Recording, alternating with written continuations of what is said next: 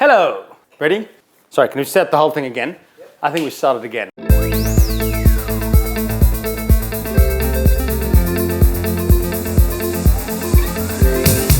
I'm Warren Mendes and I'm here at home today cooking my new favorite pastry, Portuguese tarts, or pastéis de nata if you want to say it correctly.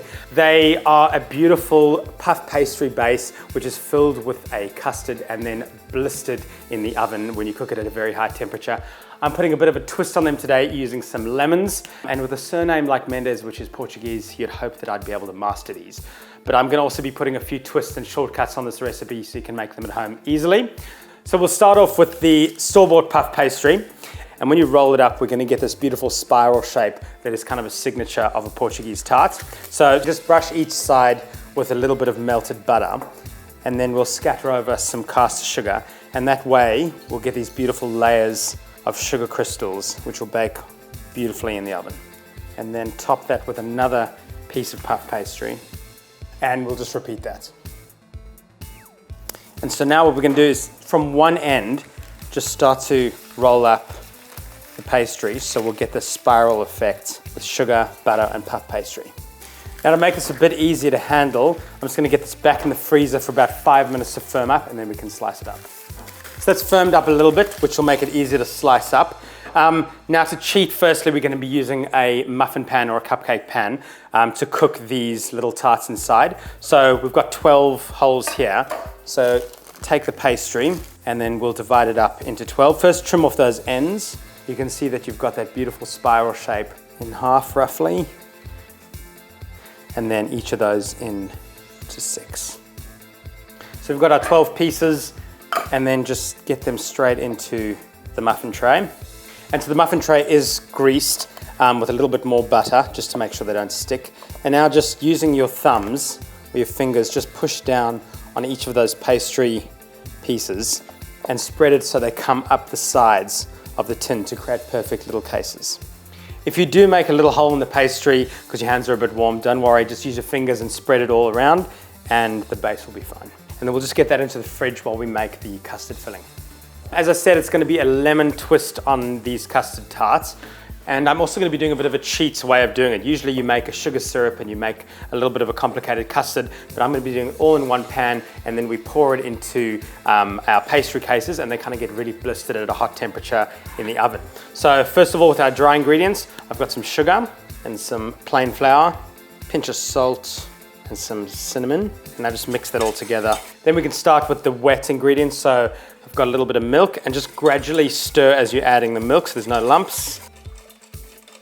Then just some vanilla bean paste or some vanilla extract. And then depending on how juicy your lemons are, you're gonna need about 2 or 3 lemons so we get a lot of the kick. First, we're gonna get the zest off the lemons straight into the pan.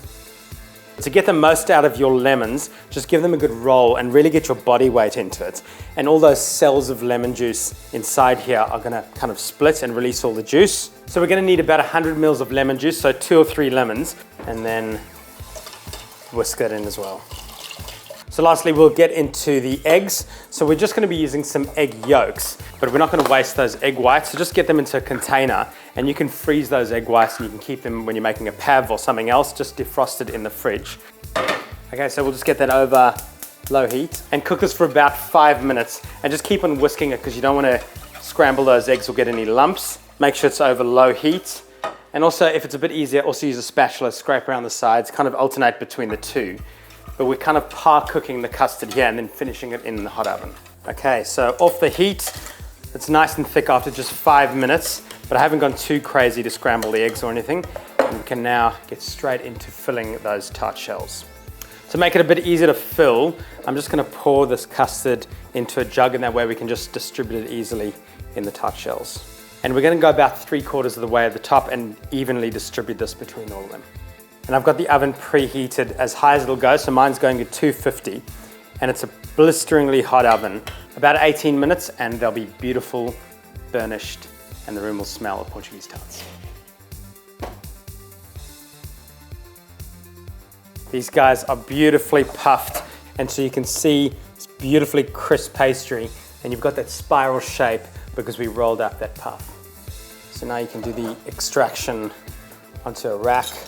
So to finish them off, just a little bit of icing sugar. You could also add some cinnamon as well, but I think icing sugar just gives them a beautiful blush. Moment of truth.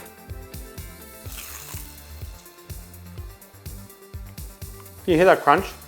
Mega crispy pastry, intense lemony custard. These Portuguese tarts are a real winner. So if you'd like this recipe, head to delicious.com.au.